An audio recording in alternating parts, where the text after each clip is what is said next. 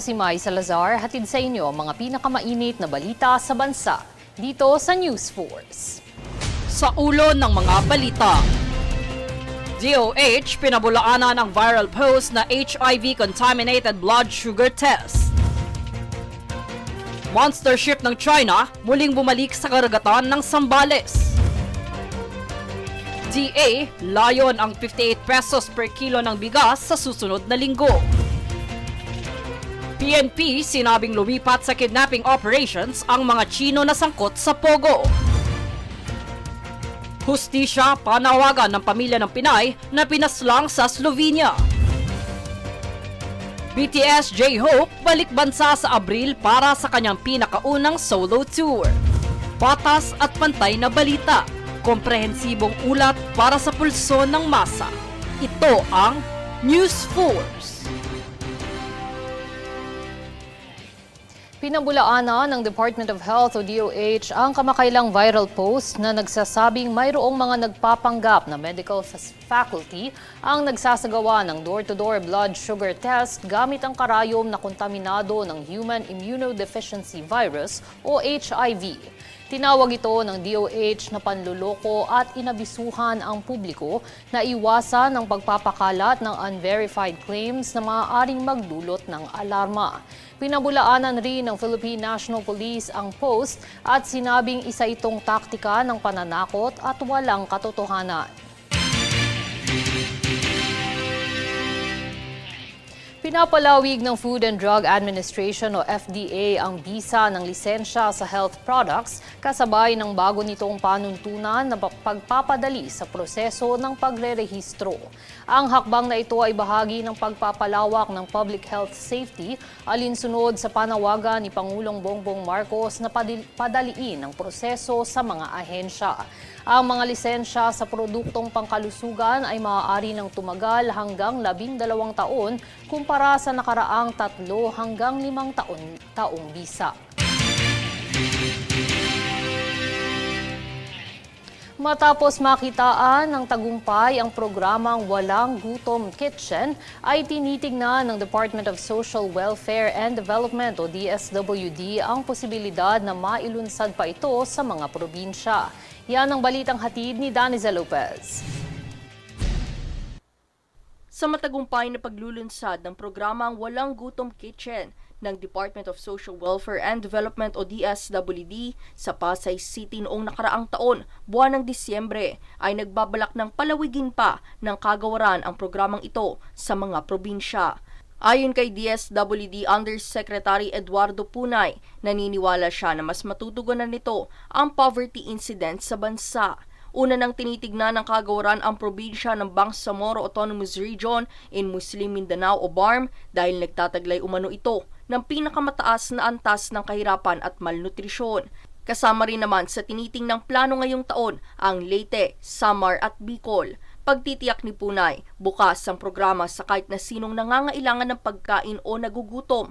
Ibinahagi pa niya na mayroong mga empleyado na mababa lamang ang kita ang nagpupunta para kumain. Sa kasalukuyan ay napagserbisyohan na nito ang 10,000 individual na siyang mayroon namang mga pribadong voluntaryo na aabot sa 200 para panatilihin ang daloy ng operasyon. Daniza Lopez nag-uulat para sa Golden Nation Network. Muling namataan 97 nautical miles mula sa baybayin ng Zambales ang monster ship ng China nitong kamakailan lang.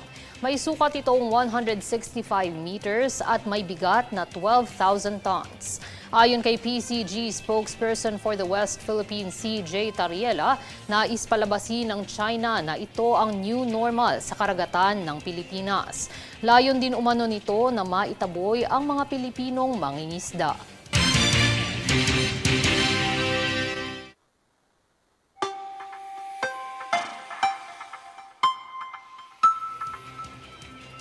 Sa ating ulat panahon, aktibong nararanasan sa rehiyon ng Caraga at Davao maging sa natitirang bahagi ng bansa ang epekto ng easterlies. Shearline naman ang nananatili sa Eastern Visayas, Bicol Region, Mimaropa at Quezon na nagdudulot ng pag-ulan.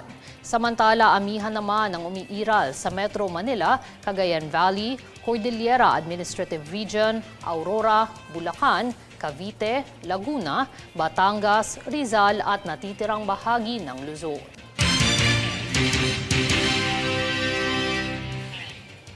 Susunod sa News Force. Chavit Singh umatras na sa 2025 senatorial bid. Mas mabigat na parusa para sa scammers ng mga OFW isinusulong. DA layon ang 58 pesos kada kilo ng bigas simula ika-20 ng Enero. Manatiling nakatutok para sa higit pang mga balita sa pagbabalik ng News Force.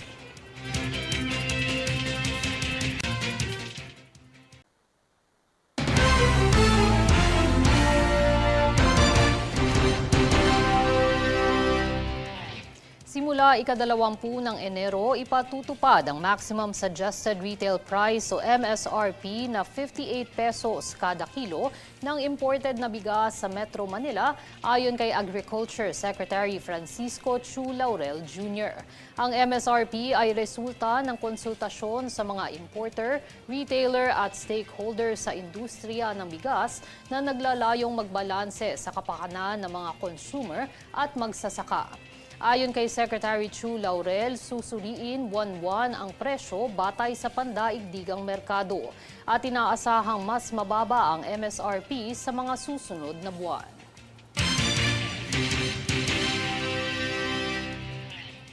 Ipinahayag ni dating Ilocos Sur Governor Chavit Singson nitong linggo sa Pasay City ang kanyang desisyong iatras na ang kandidatura para sa pagkasenador sa 2025 national elections. Ito ay dahil sa kanyang iniindang pneumonia na ayon kay Singson ayaw niyang ipilit ang kampanya kung maaari nitong malagay sa peligro ang kalusugan.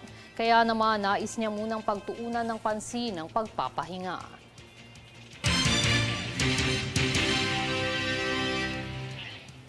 Lumalakas ang sigaw ng publiko para sa pananagutan at transparency sa pamahalaan ayon sa SWS survey na nagpapakitang mas maraming Pilipino ang pabor sa impeachment ni Vice President Sara. Yan ang balitang hatid ni Daniza Lopez. Ipinakita ng SWS survey na 41% ng mga Pilipino ang sumusuporta sa impeachment ni Vice President Sara Duterte, habang 35% ang tutol at 19% naman ang hindi pa desidido. Ayon kay Senior Deputy Speaker Aurelio Gonzales, sumasalamin ito sa pagnanais ng publiko na magpaliwanag si VP Sara sa paggamit ng 612 million peso confidential funds. Binanggit din ni Deputy Speaker David J.J. Suarez na ang kontrobersyal na pangalan na Mary Grace Piatos at ang kahina-hinalang paggastos ay nagpapaigting sa pagpabor ng publiko. Pinuna rin niya na ang survey ay malinaw na mensahe mula sa mga Pilipino na nais ng liderato na may pananagutan at tumatalima sa mga etikal na pamantayan. Pahayag naman ni Gonzales na ang resulta ng survey ay nagpapakita ng kahalagahan ng matibay na demokratikong institusyon na tumutugon sa kagustuhan ng sambayanan. Bukod pa rito, ang pagbaba ng trust ratings ni BP Sara ay higit pang nagpapalakas sa hindi pagkakakontento ng publiko sa kanyang pamumuno. Ayon kay Suarez na ang impeachment complaints laban kay BP Sara ay sumasalamin sa kahilingan ng publiko para sa mas mahigpit na pananagutan. Hinimok nila ang Kongreso na ipakita sa publiko na walang sino man ang lampas sa batas at dapat kumilos ng may integridad sa pagharap sa isyong ito. Dagdag pa nila ang pagtugon ng mga aligasyon laban kay BP Sara ay mahalaga upang maibalik ang tiwala ng publiko sa pamahalaan. Indikasyon rin sa nasabing survey na ito, hinihingi ng taong bayan ang lideratong tapat, may malasakit at may malinaw na layunin para sa ikabubuti ng nakakarami. Bahagi nito ayon pa sa survey, panahon na para sa mga lider na unahin ang kapakanan ng publiko at magbigay ng uri ng pamumuno na may pagkakapantay-pantay. Jade Buhoy, nag-uulat para sa Golden Nation Network.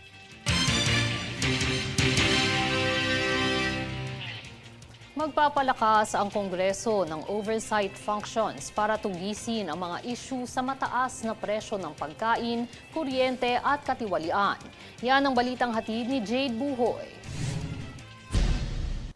Patuloy na paigtingin ng mababang kapulungan ang oversight powers upang tugunan ang isyu ng mataas na presyo ng pagkain at kuryente ayon pa kay Speaker Ferdinand Martin Romualdez. Magmula nito, puspusan ang investigasyon ng Murang Pagkain Super Committee sa agricultural smuggling, hoarding at price manipulation na sanhi ng food inflation. Tinututukan din ng Kamara ang mga obligasyon at tamang pagbubuwis ng NGCP upang maiwasan ang hindi makatarungang singil sa mga consumer. Bahagi rin dito inilahad ng Quadcom ang mga isyu sa Pogo, money laundering at EJ case noong nakaraang administrasyon bilang bahagi ng pagpapalaganap ng karapatang pantao. Bukod pa rito, iniimbestigahan ng Blue Ribbon Committee ang umano'y maling paggamit ng 612.5 million peso confidential funds ng OBP at DepEd. Pinaigting rin ng Kongreso ang kampanya laban sa maling impormasyon at paninira sa social media na ginagamit laban sa mga nagsusulong ng katotohanan. Binibigyan din ang mga panukalang batas tulad ng pagpapabuti sa produktibidad ng MSMEs at pagbibigay ng insentibo sa barangay micro-businesses. Bilang bahagi ng kanilang adhikain para sa kalusugan, inaamyendahan ang Universal Healthcare Act upang mapahusay ang mga benepisyo ng publiko. Dagdag pa rito, patuloy na binibigyang prioridad ang edukasyon kabilang ang pagbibigay ng libreng assessment fees para sa senior high school student at tech-book tracks. Jade Buhoy, nag-uulat para sa Golden Nation Network. Isinusulong sa Kongreso ang pagpapabigat ng parusa para sa mga scammer na target ang mga overseas Filipino workers o OFW. Para sa detalye, narito si Francis Riudique. Para mawakasan ang insidente ng pang-i-scam sa mga overseas Filipino workers o OFW, dapat na mas paigtingin ang parusang ipapatol sa mga ito. Ito ang sentimiento ni ACT-CIS Party List Representative Erwin Tulfo. Kaugnay ito ng kanyang ihahaing panukalang batas na mas papabigatin ang matatanggap na parusa ng mga scammers sa mga OFW. Sa ilalim nito, hindi bababa sa 10 milyon ang magiging multa.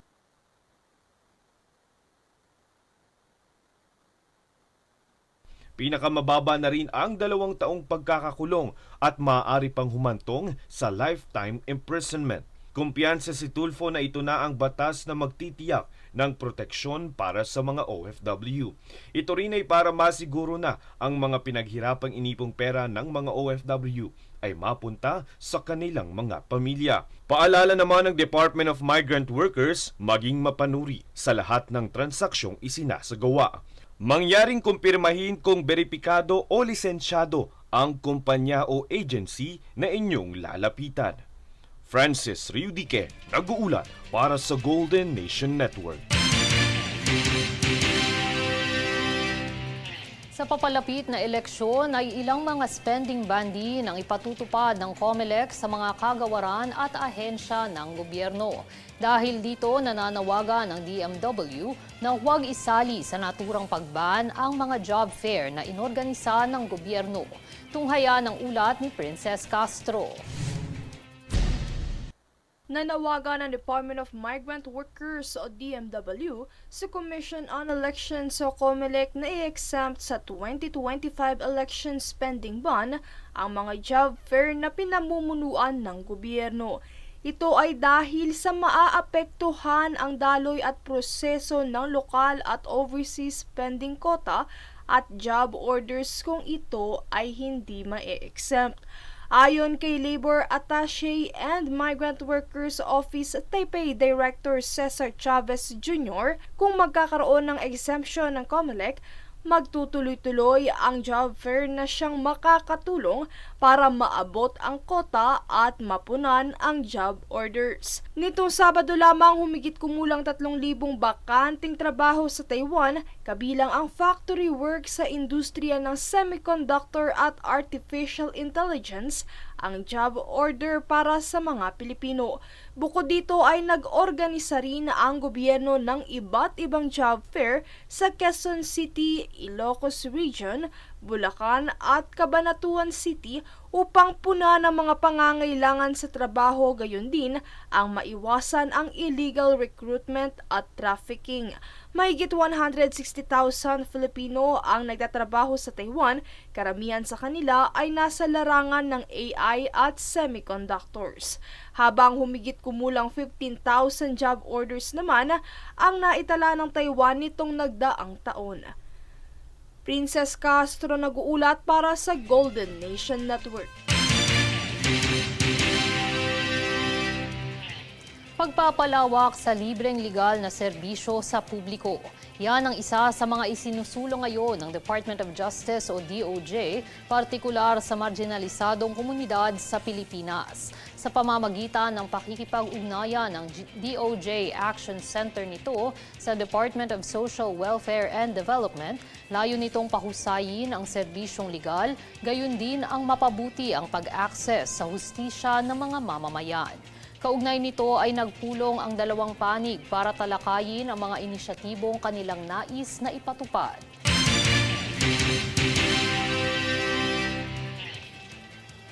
Matapos ang pagbabawal sa iligal na operasyon ng pogo sa bansa, malaki umano ang posibilidad na ang mga Chinese nationals na sangkot dito ay lumipat na sa kidnapping operations. Para sa detalye, narito si Francis Riudique.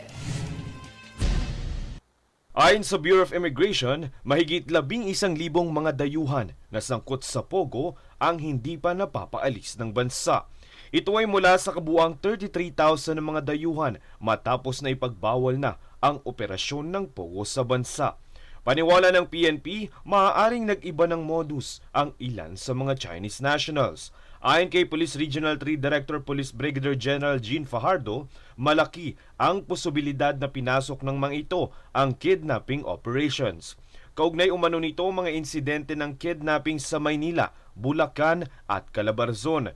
Ayon umano sa ulat ng PNP Anti-Kidnapping Group, ang mga naturang insidente ay kapwa Chinese nationals ang dumadakip sa kalahi nito. Bagamat ang ilan dito ay naire-release dahil sa pagbabayad ng ransom, ngunit may mga insidente na napatay ang mga kinidnap. Kaya pagtitiyak ng PNP, patuloy ang pakikipag-ugnayan nito sa Philippine Amusement and Gaming Corporation o PAGCOR at sa Presidential Anti-Organized Crime Commission o PAO para mapuksa ang issue. Francis Riudique, nag-uulat para sa Golden Nation Network.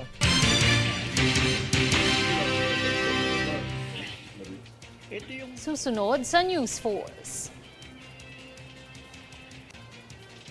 Operasyon ng PNP-ACG sa panguhuli ng mga iligal na gawain matagumpay.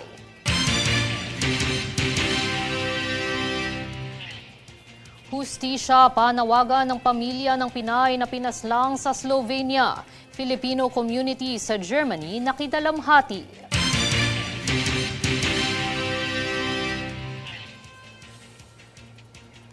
PNP nahuli ang suspect sa pagpaslang sa isang collegiate footballer. Manatiling nakatutok para sa higit pa ang mga balita sa pagbabalik ng News 4.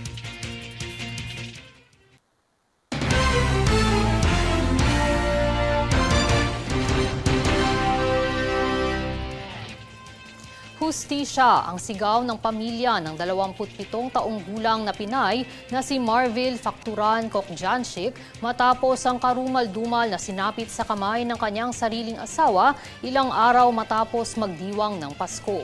Pinatay ng asawa nitong Slovenian ang Pinay habang nasa bakasyon noong ika-29 ng Disyembre. Kadarating lamang at bagong kasal ang Pinay sa Slovenia. Nakadinig ng pagtatalo ang mga kapitbahay ng mag-asawa bago pa man mangyari ang krimen. Ikinalungkot naman ng Filipino community sa Germany ang pagkamatay ng kapwa Pilipino na mariing kinondena ng Commission on Filipinos Overseas. Kasalukuyang nagsasagawa ng investigasyon ukol sa krimen kung saan napag-alaman na ang asawang suspect ay may problema sa pag-iisip. Naaresto na ito at dinala sa psychiatric hospital.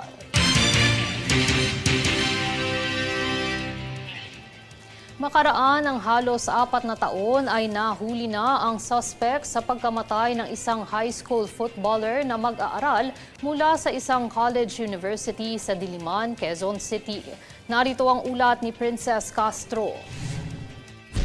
Makalipas ang halos 4 na taon ay nahuli na ng Philippine National Police o PNP ang suspect sa pagpaslang noong taong 2021 sa isang high school football player na si Kit Absalon na mag-aaral ng Far Eastern University Diliman at pinsan nitong si Nolven Absalon. Ang anunsyo ay mula sa National Task Force to End Local Communist Armed Conflict o NTF-ELCAC nitong Sabado. Ang suspect ay kinilalang si alias Onang matapos ang naging operasyon ng PNP Bicol Region nitong ika-6 ng Enero sa San Fernando, Masbate. Ang 21 anyos na si Kit at ang kanyang pinsan ay biktima ng pagsabog ng improvised explosive device habang sila ay nakasakay sa bisikleta kasama ng kanilang pamilya sa Masbate noong 2021. Samantala, pinuri naman ng NTF-ELCAC ang pag-arestong ito ng PNP kay Onang na isa ring pinaghinalaang mataas na miyembro ng New People's Army o NPA at isa sa most wanted na individual sa Bicol Region. Isinagawa ang operasyon batay sa arrest warrant na inilabas ng Regional Trial Court 5th Judicial Region, Branch Masbate City. Nahaharap ngayon si Onang sa maraming kaso kabilang ang mga paglabag sa international humanitarian law at iba pang crimes against humanity o Republic Act 9851 sa ilalim ng criminal case numbers 21293 at 21294 na may piyansang 200,000 piso bawat isa. Bukod dito, kahaharapin din niya ang 2 pagpatay sa ilalim ng criminal case numbers 21295 at 21296 kung saan walang inirekomendang piyansa at isang bilang ng tangkang pagpatay sa ilalim ng criminal case number 21297 na may piyansang 100,000 at 20,000 piso. Sinimulan ni Kit ang kanyang karera sa football sa FEU noong 2013 bilang isang 13-year-old aspirant at naging isa sa mga pinakatanyag na manlalaro ng high school department. Nakakuha rin siya ng maraming parangal sa Midfielder of the Year, itinanghal na Most Valuable Player ng UAAP Season 78 at 6 times champion sa UAAP High School Football kung saan siya ang manlalarong pinakamaraming titulong nakamit sa kasaysayan ng liga. Bunsod ng pagkakahuli ni alias Onang, sinabi ni NTF-ELCAC Executive Director Undersecretary Ernesto Torres Jr. na malapit na ang pagkamit ng hustisya para kay Kit, Nolven at sa kanilang mga pamilya. Princess Castro nag-uulat para sa Golden Nation Network. Ibinahagi ng Philippine National Police Anti-Cybercrime Group o PNP-ACG ang kamakailang datos ng matagumpay na operasyon nito sa panguhuli ng mga iligal na aktibidad. Base sa huling datos mula ika-3 hanggang ika-9 ng Enero ay nasa 10 ang naarestong wanted ng PNP-ACG habang 12 naman ang naaresto mula sa entrapment operation. Nagpapatuloy naman ang ahensya sa pagtutok ng mga iligal na nagbebenta ng mga rehistradong SIM card, gayon din sa paglaganap ng mga scam online. Kinilala ng National Capital Region Police Office o NCRPO ang mga pulis sa Metro Manila dahil sa matagumpay na pagbabantay sa naganap na traslasyon. Ang balita alamin kay Daniza Lopez.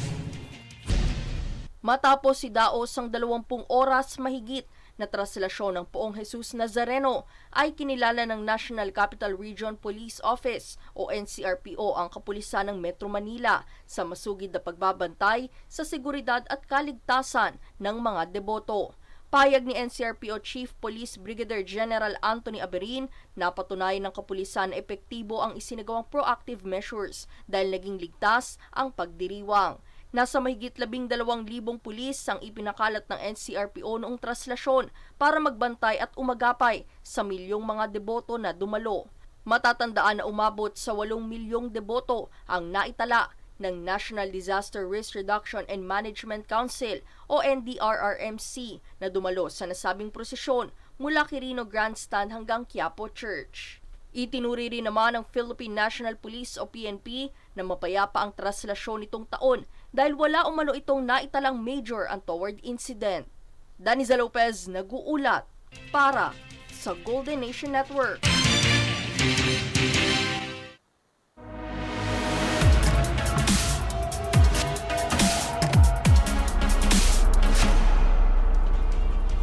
Balik Pilipinas ang BTS member na si J-Hope para sa kanyang pinakaunang solo tour matapos ang pagtatapos nito ng kamakailang military enlistment. Ang tour na pinamagatang Hope on the Street ay tungkol sa kanyang kwento at pagmamahal sa pagsasayaw bilang takda ng pagsisimula ng bagong yugto sa 12 taon nito sa kanyang professional career. Magaganap ang Manila Tour ni J-Hope sa Mall of Asia Arena sa darating na ika-12 at 13 ng Abril ngayong taon kung saan matatandaang naganap ang huling performance ng BTS noon pang Wings Tour ng K-pop group noong 2017. At narito ang recap ng mga nagbabagang balita ngayon. Sa ulo ng mga balita, DOH pinabulaanan ang viral post na HIV-contaminated blood sugar test. Monster ship ng China muling bumalik sa karagatan ng Zambales. DA, layon ang 58 pesos per kilo ng bigas sa susunod na linggo. PNP sinabing lumipat sa kidnapping operations ang mga Chino na sangkot sa Pogo. Hustisya, panawagan ng pamilya ng Pinay na pinaslang sa Slovenia. BTS J-Hope balik bansa sa Abril para sa kanyang pinakaunang solo tour. Patas at pantay na balita, komprehensibong ulat para sa pulso ng masa. Ito ang News Force. At yan ang pinakamainit na mga balita ngayong araw. Manatiling nakatutok sa aming mga ulat at updates sa aming Facebook page, facebook.com/Golden Nation Network. Ako si Mai Salazar at ito ang News Force.